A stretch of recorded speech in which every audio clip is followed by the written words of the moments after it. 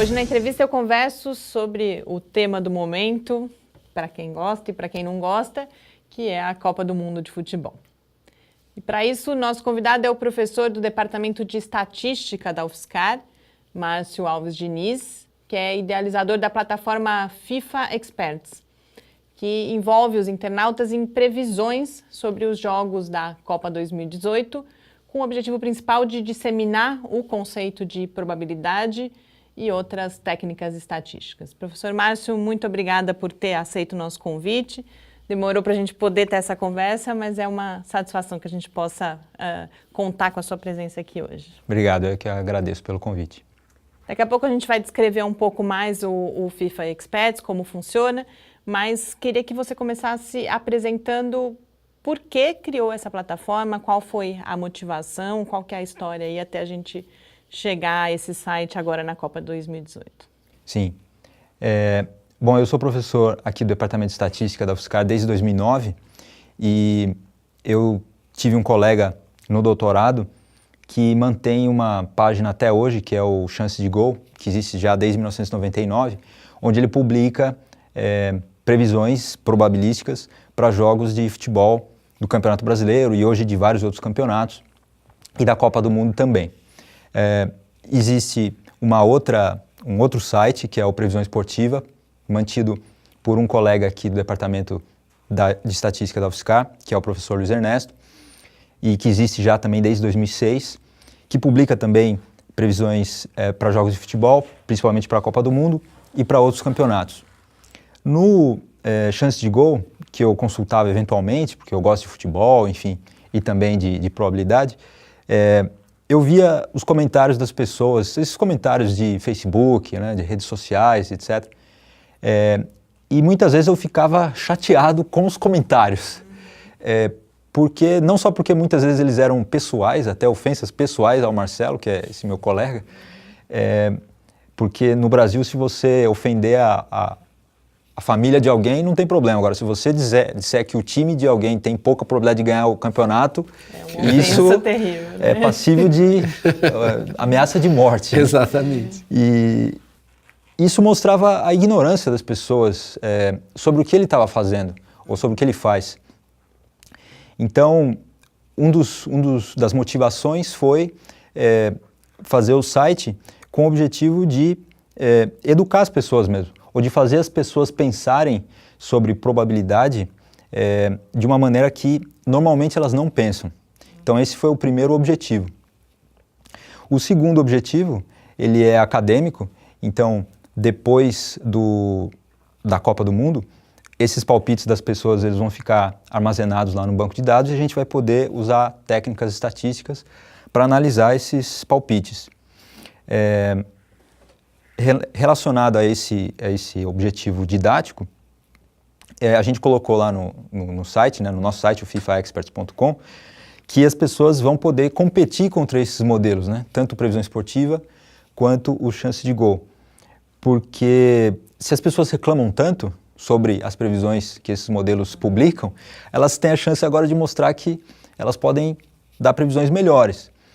Porque as previsões são pontuadas, né? Depois que o jogo acontece, você recebe uma pontuação para a previsão que você deu.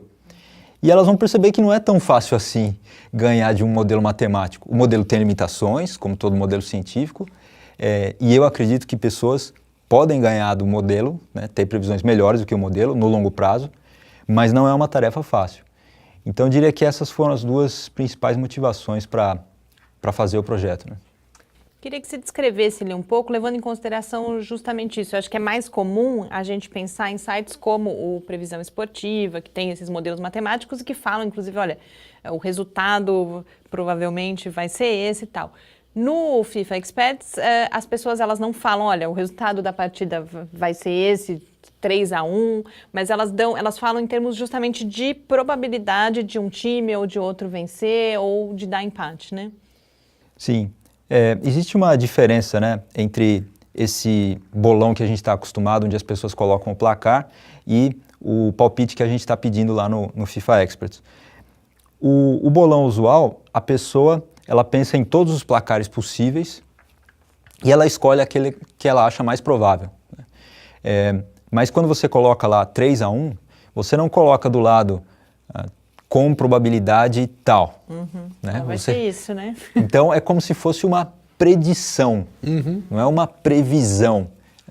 Então, existe uma confusão muito grande entre as pessoas que não são do meio, que costumam tomar previsões como predições. Né? Então, quem faz predição é o guru, é o cara que tem bola de cristal, né? Ele diz, olha, o avião X vai cair amanhã em tal horário. Né? Quer dizer, ele deu a probabilidade que é 100%, com certeza, aquilo vai acontecer. Aquele evento específico. Né? Exato. E quando você coloca lá 3-1, se você não coloca nenhuma probabilidade do lado, você está dizendo, olha, isso aqui vai acontecer. Então, isso é uma predição. É parecido com a nossa loteria esportiva, né? Onde você tem os dois times também e você marca, olha, vai ganhar o time A, vai ganhar o time B ou vai dar empate. Você faz um xizinho lá. Então, você está cravando aquele resultado. E no mundo real não é assim, né? No mundo real a gente pesa as coisas. Então, quando você diz, por exemplo, um jogo que já aconteceu, né? Bélgica contra Panamá. Ah, a Bélgica vai ganhar. Sim, o que você está querendo dizer com isso? Que a Bélgica é favorita, sem dúvida. A Bélgica tem maior probabilidade de ganhar o jogo do que o Panamá. Tá, mas quanto é isso? Então, isso obriga a pessoa a parar, pensar sobre o jogo, pensar sobre os times, pensar sobre a competição, que é a Copa do Mundo, e, eventualmente, quantificar essa opinião dela. Então, a gente faz isso diariamente, nos nossos assuntos mais corriqueiros ou mais importantes.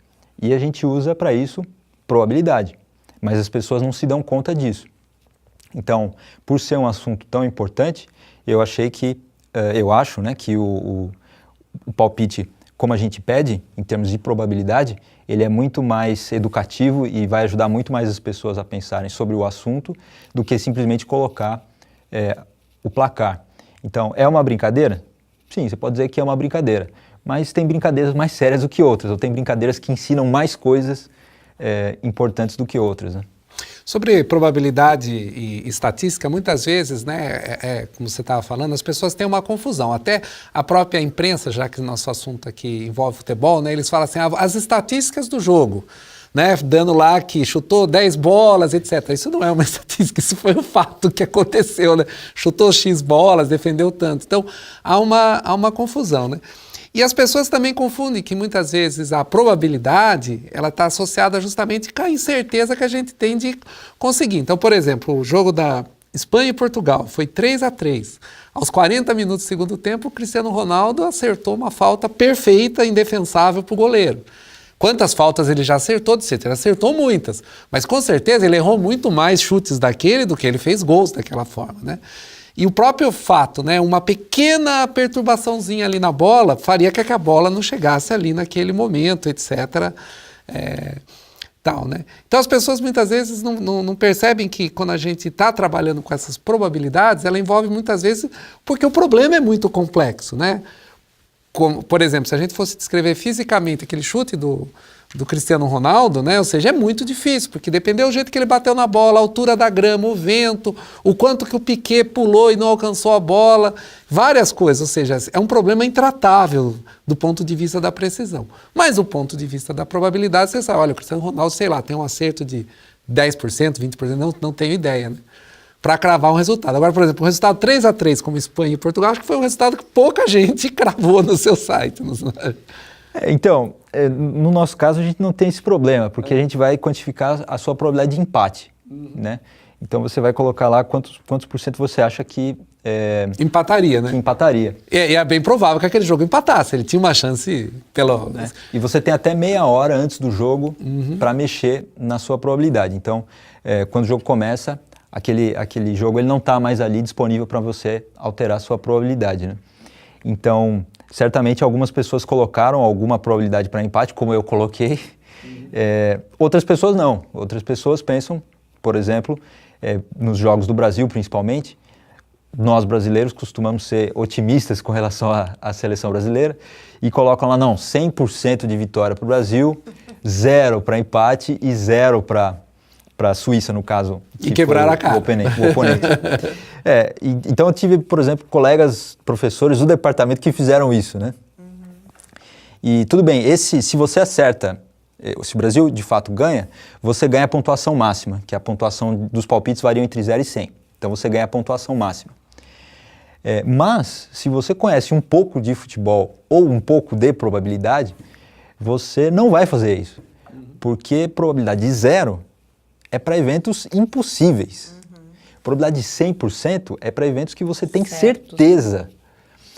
A não ser que... As pessoas tinham certeza. Pois é, esse é o problema.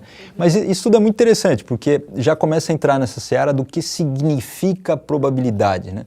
Porque a gente pode estudar a probabilidade matematicamente, como a matemática pura, por exemplo, estuda geometria, né? Geometria plana, por exemplo, de maneira axiomática, e você pode tentar fazer uma relação da geometria plana com o mundo real. E aplicar a geometria plana ao mundo real. E, de fato, tem várias aplicações e deu vários resultados. Da mesma forma, existe uma formulação axiomática da probabilidade, que você não precisa interpretar o que significa ou o que não significam esses axiomas. Agora, o que significa probabilidade quando você passa para problemas aplicados da vida real? Você vai dizer, bom, é a medida de confiança de alguém em um determinado evento aleatório, como você disse, né? Então, o evento aleatório, no caso, é o jogo.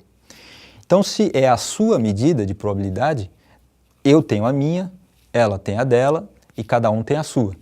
Então, a probabilidade vai ser considerada subjetiva, quer dizer, depende do sujeito que está informando e não do objeto, que no caso é o jogo. Uma outra linha vai dizer não, a probabilidade é objetiva, quer dizer, ela não depende de quem dá a probabilidade, depende do objeto. Então, o jogo Portugal contra a Espanha tem uma e só uma probabilidade da Espanha ganhar, de terminar empatado e de Portugal ganhar. Essas duas, basicamente, existem outras, né, intermediárias, enfim, mas essas duas interpretações do significado de probabilidade, elas disputam aí na literatura da estatística, desde o começo do século passado, e talvez até antes, quem está certo e quem não está. Quando você pensa numa partida de futebol, tem 22 jogadores, o árbitro, né, no caso do jogo do Brasil, que pegou muito, que estão falando que o árbitro interferiu no resultado, ou seja, tem 22 jogadores, mais o árbitro, etc. E tudo aquilo em volta, né? É difícil imaginar que a probabilidade seja única, né? Pelo menos do meu ponto de vista. Assim. E mesmo, bom, eu já estou mostrando o meu viés aqui, né? Mas se você disser assim, não, então, mas a probabilidade de você obter cara numa moeda é meio, isso com certeza. Bom, mas joga 2 vezes a moeda, vê se dá 2 vezes. Mas por que é meio, né? Falou assim, não, porque os lançamentos são sempre iguais. Não, não são sempre iguais. A gente pensa que eles são iguais, mas eles não são iguais. Né? Se nós tivéssemos condições de saber a maneira como a pessoa coloca a moeda no dedo e a força que ela aplica na moeda, a gente vai ver que são eventos distintos. Mesmo no tempo, eles estão em momentos diferentes, então não são eventos únicos. Então, por que você vai dar a mesma probabilidade para 2 eventos únicos? Ah, não, porque as pessoas têm várias justificativas. Porque a moeda é simétrica. Bom, tudo bem, a moeda é simétrica. E você pode dizer, todo mundo concorda que é meio. Então, tudo bem, todo mundo na sua subjetividade, então você está dizendo que existe um consenso. Mas é diferente de dizer que é do objeto. Você só vai verificar isso quando fizer centenas, milhares de lançamentos, você vai ver que vai convergindo. Mas mesmo assim, depois, o 11º, ele vai ser diferente dos outros 1000, né? Enfim, então é uma discussão bastante longa e ampla e filosófica até. Exatamente. Aproveitando que a gente falou do lançamento da moeda, na justificativa da plataforma também se coloca, aí pensando na parte didática que você colocou, inclusive pensando no ensino médio, na escola mesmo, que os exemplos que são usados em geral para ensinar ou para tratar desse conceito de probabilidade, um deles muito comum é justamente a moeda, e que teria um efeito diferente, exige menos ou exige outra, deixa de exigir, por exemplo, criatividade ou inteligência que... fazer previsões e trabalhar com a probabilidade para um jogo de futebol exige. Queria que você falasse um pouco sobre isso. Geralmente esses livros que introduzem um assunto, principalmente para ensino médio, mas mesmo na universidade, né, quando a gente vai introduzir probabilidade, os principais livros eles tomam essa abordagem, que é usar cálculo combinatório. Então eles consideram todas as situações possíveis de um determinado evento como se fossem igualmente prováveis. E aí você vai usar cálculo combinatório para calcular a probabilidade de algum evento. Ou é o lançamento da moeda ou o andar do bêbado, né? Tem o dado também, tem o baralho, né? Então tem várias situações em que isso pode acontecer. Isso tem o seu valor, né? Então, cálculo combinatório é uma coisa que tem o seu valor dentro da matemática e até em outras áreas, como na computação, na física, eu não estou negando isso. Mas, no caso do ensino de probabilidades, se você começa por aí, o aluno muitas vezes ele sai com a impressão de que probabilidade é só isso, é cálculo combinatório. E aí quando você propõe para ele uma outra situação muito mais próxima da vida real, ou de problemas aplicados na vida real, onde você vai ter situações muito provavelmente que não são igualmente prováveis, ele fica sem chão. Então, eu dou um exemplo para os alunos para que eu ensino probabilidade ou introdução à probabilidade, né? Então tá bom, uma outra justificativa da moeda é que as pessoas dizem, não, mas você tem duas alternativas, então uma deve acontecer, deve ser meio. Eu falo, tá bom, então eu vou falar para você, olha, qual a probabilidade de hoje, à meia-noite, você estar vivo? Só tem duas possibilidades, ou você vai estar vivo ou você vai estar morto. Eu espero que não seja 50%. A probabilidade de você estar morto hoje é à meia-noite. Então, quando você passa para essas situações, onde a pessoa precisa parar, pensar e dar a opinião dela, esse tipo de exercício ele é muito mais útil, em termos didáticos e pedagógicos, do que esses exemplos que envolvem cálculo combinatório. Uhum. E no início você colocava também que além desse objetivo didático, há um objetivo de coleta de dados e que pesquisas vão ser realizadas depois a partir desses dados. Que pesquisas são essas? Quais são as questões que estão por trás dessas pesquisas? Isso tem a ver também com um pouco com a origem, né, desse tipo de pesquisa que a gente está realizando, que eu não fui o primeiro a pensar nisso, né? Então, um outro pesquisador já pensou sobre esse tipo de aposta ou de opinião, se você quiser, para jogos de futebol, e ele já colocou diversas questões que a gente poderia parar para pensar sobre os melhores previsores, por exemplo, né? Como é que eles conseguiram fazer isso? Então, será que eles usaram alguma estratégia? Será que essa estratégia eu consigo usar ou aplicar para outros esportes, para outros campeonatos? E aí, eventualmente, sim, extrapolar para outras situações mais sérias, obviamente, do que eventos esportivos, né? Como acontece na medicina, na economia, na física, na construção civil, enfim, qualquer outra situação da vida real onde as pessoas usam probabilidade. Será que essas estratégias elas podem ser generalizadas? Então, uma das coisas que a gente vai tentar fazer é usar técnicas estatísticas aí mais avançadas para identificar esses padrões e, eventualmente, até conversar com alguns desses previsores, que a gente conhece algumas das pessoas que estão lá participando, e perguntar para elas, olha, que estratégia você usou, né? Eu mesmo conheço algumas estratégias que as pessoas estão usando e que estão saindo muito bem. Então, depois a gente pode ver se essas estratégias extrapoladas para outras áreas têm bons resultados também. O caso dos palpites, né, que as pessoas dão, né, como se fala, são palpites muito subjetivos, mas elas carregam uma percepção, né, um conhecimento, como a gente pode dizer?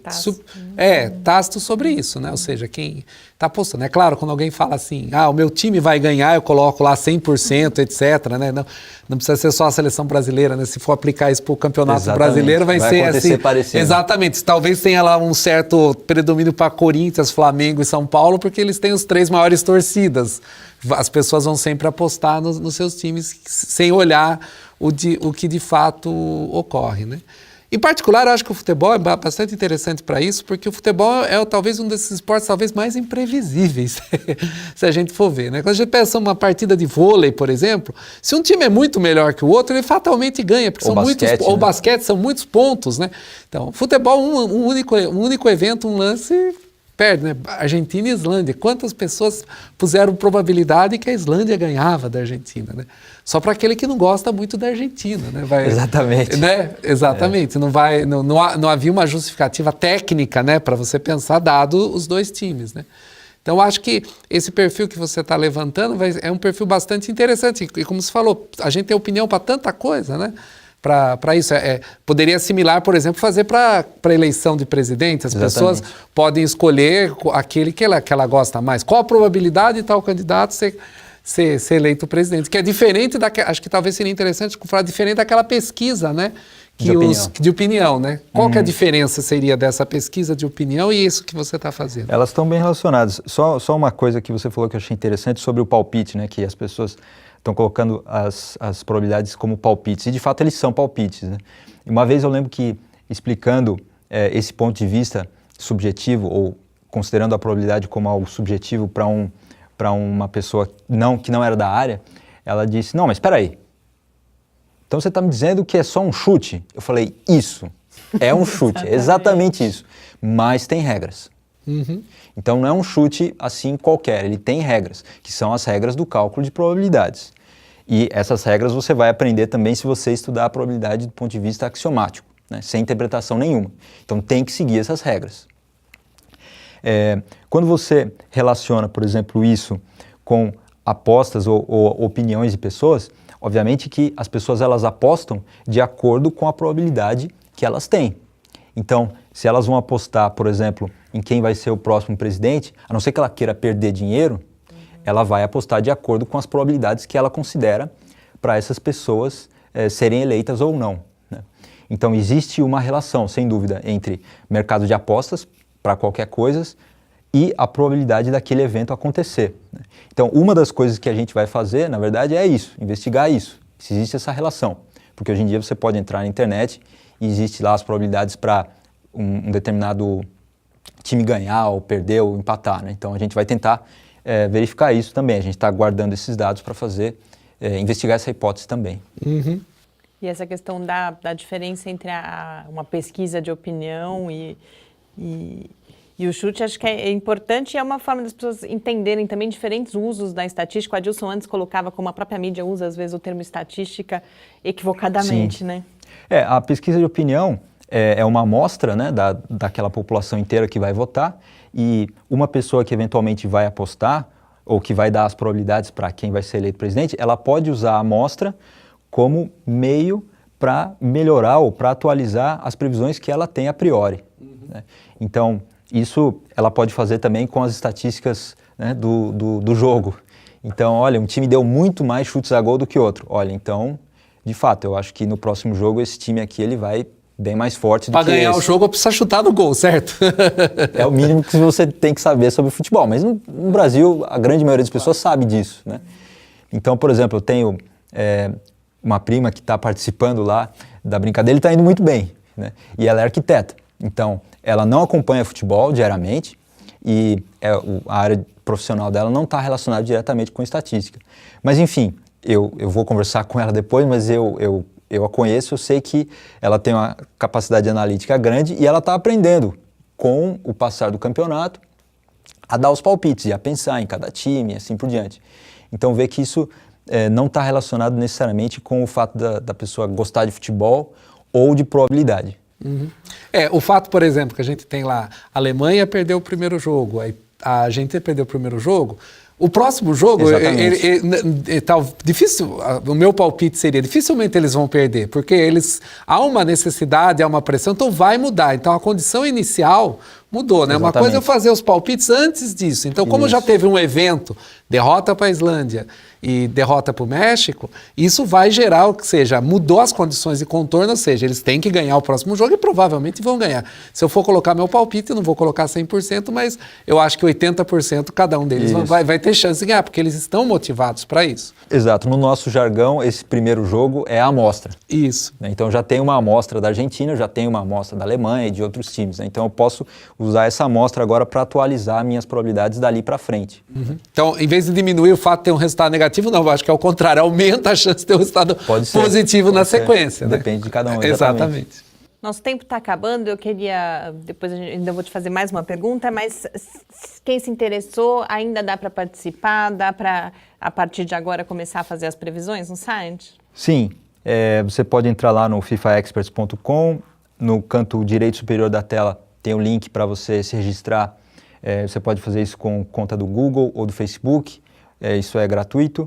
E você pode criar ligas, então, para competir com seus amigos. Então, mesmo que você vá começar agora, você não vai ter nenhum ponto, mas se você começar com um grupo de amigos, todos vão ter 0 pontos e vocês podem fazer os palpites daqui para frente.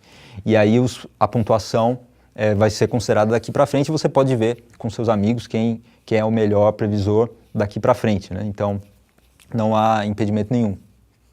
E eu não poderia encerrar sem perguntar os seus palpites. A gente está gravando na quinta, antes do Jogo do Brasil, então, na sexta. Perguntar em termos de probabilidade. A probabilidade da gente finalmente ganhar esse jogo e a probabilidade do Brasil de ganhar a Copa também. Olha, eu tenho os meus palpites, né? E eu tenho também, como eu sou obrigado a colocar os palpites ou as previsões desses modelos que eu comentei com vocês, eu tenho que entrar no site, eu tenho que olhar, etc. Então, em geral, eu sou mais pessimista do que a média com relação à seleção brasileira, né? Então, se você for perguntar o meu palpite pessoal, sem dúvida eu coloquei o Brasil como favorito no jogo contra a Costa Rica, que é o próximo jogo. Mas, na minha opinião, o Brasil não ganha a Copa, mas é uma opinião pelo que eu estou vendo do futebol, dos outros times e do futebol do Brasil. Os modelos, eles consideravam, antes da primeira rodada, o Brasil como um dos favoritos para ganhar a Copa, né? Mas o Previsão Esportiva, ele considerava uma final Brasil e Alemanha, a Alemanha ganhava. Em termos de probabilidade, não significa que isso vai acontecer, por favor. Né? Senão você vai ter problemas. Exatamente. Também o chance de gol, o chance de gol considerava o Brasil com maior probabilidade de ser campeão, e tem um outro modelo mantido por uma pessoa de fora do Brasil, que considerava também Brasil e Alemanha os favoritos, e a Alemanha com maior probabilidade de ser campeã. Aí a gente vai ter que esperar para ver o que acontece. Como na Copa anterior, acho que dificilmente algum modelo previa um 7-1, né? Brasil e Alemanha, né? Acho que a probabilidade disso acontecer, ninguém pensava, seja modelo ou seja de palpite, mas aconteceu. Sem dúvida. Bom, a gente vai esperar. Queria agradecer muito, parabenizar pelo trabalho e que a gente tenha várias outras oportunidades aí de conversar, não só sobre probabilidade, mas tantas outras coisas que a gente pode falar na estatística. Muito obrigada, professor. Eu que agradeço pelo convite mais uma vez. Eu conversei com o Márcio Alves Diniz, que é professor do Departamento de Estatística da UFSCar. Spaideia agora fica por aqui. A gente volta na próxima terça-feira, às 8 horas da noite, para o último programa dessa temporada do primeiro semestre aí de 2018. Enquanto isso, você pode acompanhar o Lab no Facebook, no Twitter, ou falar com a gente pelo e-mail no cliqueciência@ufscar.br. Muito boa noite. Boa noite a todos. Boa noite.